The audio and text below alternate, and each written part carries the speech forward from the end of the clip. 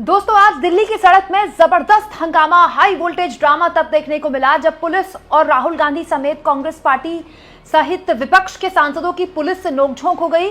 और ये नोकझोंक यहां तक पहुंच गई कि प्रियंका गांधी, राहुल गांधी सहित कांग्रेस पार्टी के तमाम सांसदों और विपक्ष के तमाम सांसदों को पुलिस ने कर लिया गिरफ्तार। आखिर गिरफ्तारी के बाद क्या बोली प्रियंका गांधी, और दोस्तों गिरफ्तार करके पुलिस तमाम सांसदों को कहां ले गई, सब कुछ जल्दी जल्दी आपके सामने रख देती हूं। आप जानते हैं आज सुबह 11:30 बजे का कार्यक्रम था।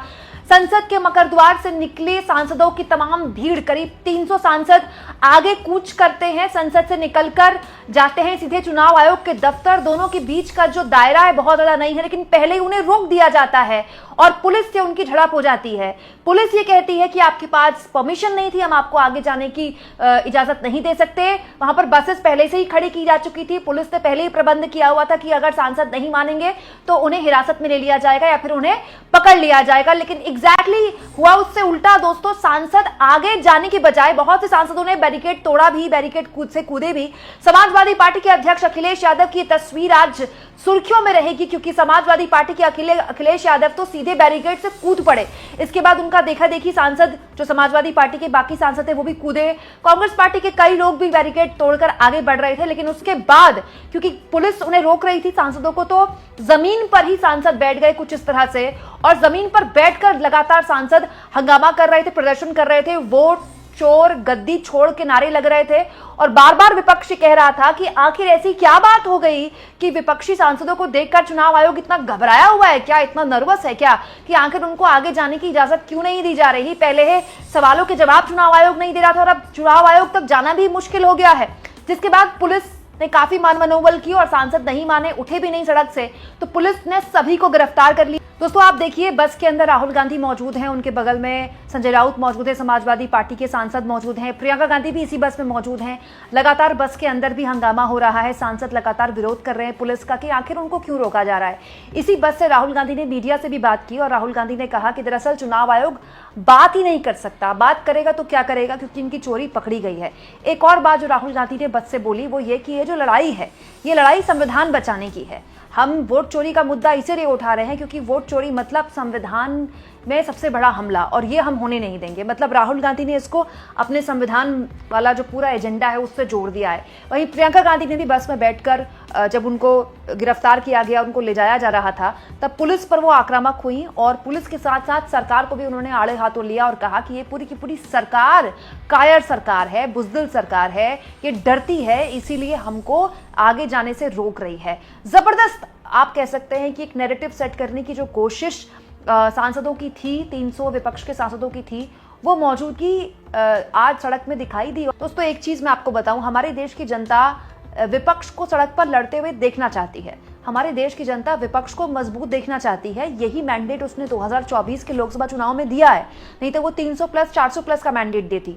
इतना विपक्ष मजबूत लोकसभा के अंदर कभी नहीं था जितना इस वक्त है। ये बताता है कि जो जनता है वो विपक्ष को लड़ता हुआ देखना चाहती है।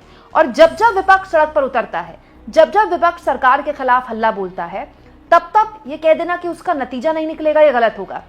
हालांकि सबका अंदाज अलग अलग था। राहुल गांधी पुलिस से बात कर रहे थे कि हमको आगे जाने दीजिए, तो अखिलेश यादव बैरिकेड फांद गए।